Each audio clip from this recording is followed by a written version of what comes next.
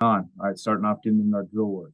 Okay, first thing we talk about a lot of times when we're talking about punt coverage, right, is here right here is our break chop technique. Okay, we identify two different types of hold up. We have soft hold up and we have aggressive hold up. When we say soft hold up, that just means the guy's he's mirroring us the line of scrimmage. He's not aggressive into us the line of scrimmage. So when we go soft hold up, we want our guys right to not bury themselves. We maintain our depth of the line of scrimmage on punt as much as we can. Right, so the worst thing that you can do versus a soft hold up guy is go bury him. So we give them this tool. It's a break chop technique. All right, biggest thing there, point one right there, you see at the top left of your screen, is we talk about bone on bone, right? We want to break that guy's post hand with our forearm, right? Because the thing about it, if you tell guys to squat and use the palm of their hand, well, it's a lot easier to miss and it's not a heavy focal point. Whereas if I go bone on bone, even if I miss a little bit with my wrist, that's still a hard focal point breaking his post hand off, right? Then the second point is we want to chop with the opposite hand. All right, we tell our guys, think of banging your fist on the table. I don't want to be up here, right, and expose my chest. Right, I want to be tight with it. I want to come down and bang that fist on the table right there. All right, and then the third point is we always finish front to back in any of our coverage units. Okay, and we verbalize that as FTB. All right, so it's important that when guys are doing this, right, they're staying in a power stance and they're being violent as they can, right, and when they're breaking. Right, again, bone on bone, and they're banging that opposite hand, fist on the table, and they bring that arm over. Right. A lot of people ask me, well, how come you don't teach the rip right there?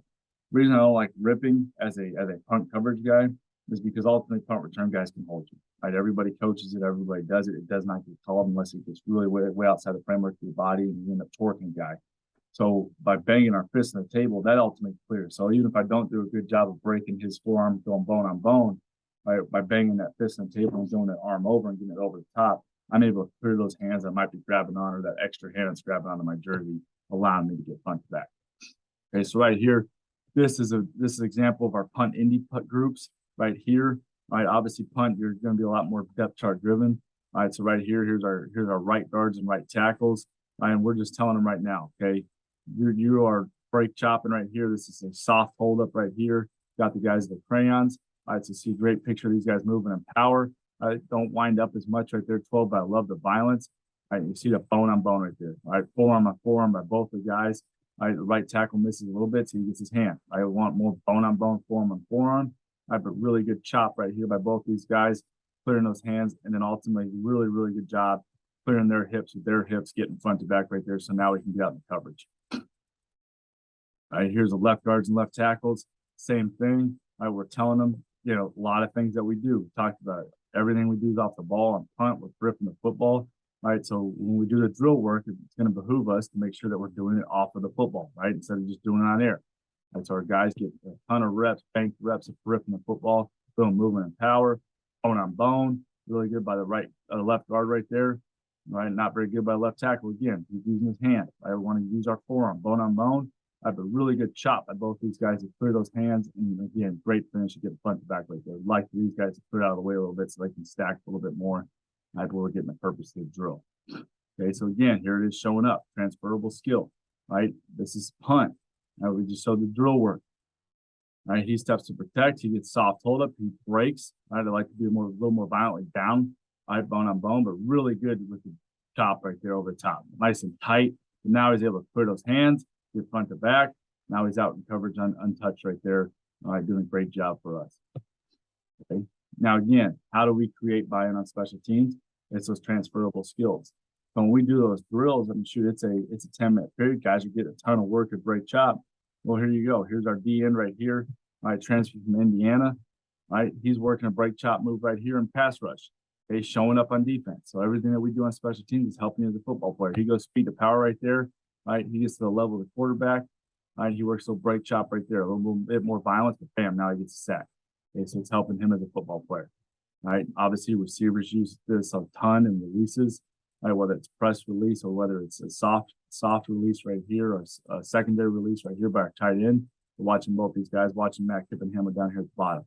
Okay, he gets the top of his eyes, got a little dig route, bam, right there, break bone on bone. He chops to clear that hand now. All right, boom, now he creates separation right there. And if the ball did go to him, he'd be open. Right, up top with the tight end. All right, number 89. All right, a little secondary release. He stems his guy. Bam, break, bone on bone, chops.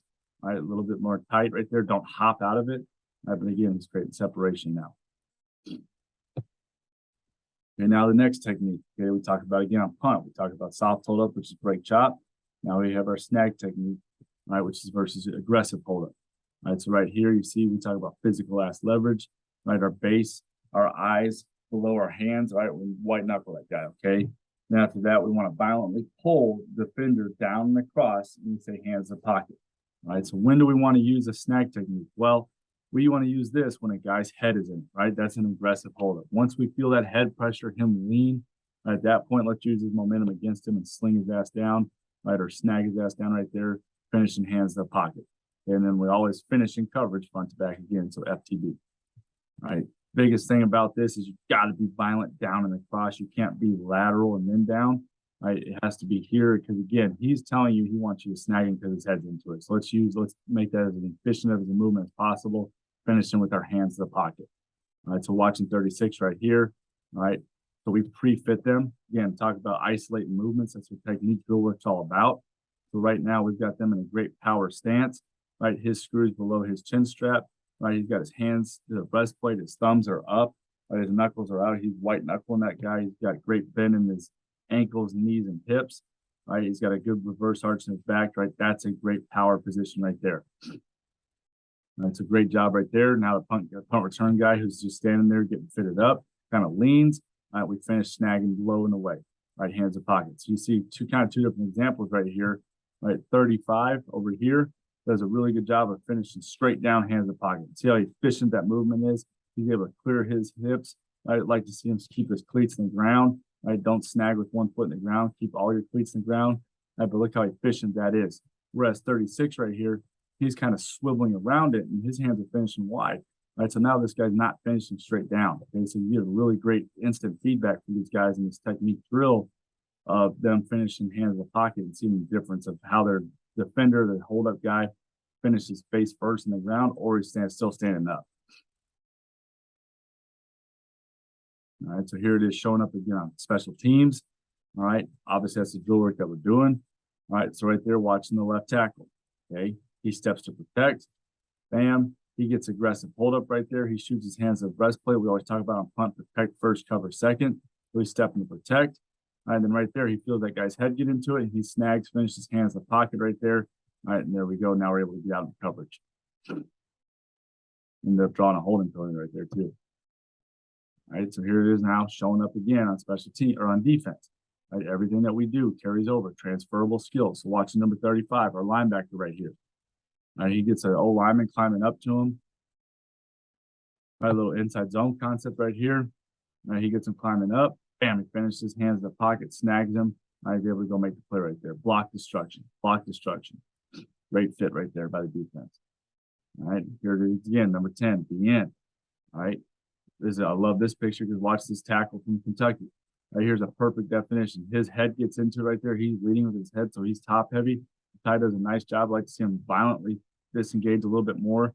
But Ty does a nice job. He uses momentum against him. Snag technique, bam, TFL. All right, so again, all that drill work that we did on special teams is helping him become a better football player, something that he's going to use on Saturdays on game day to go make plays for our defense. Okay, obviously, offensively, we're not a big boot team, but if you were, your boots, your nakeds, all that kind of stuff, your tight ends can get a lot of work at snag techniques as well when they're blocking 1,000, 1,002 and snagging a guy to release them in the flat and many of those concepts right there.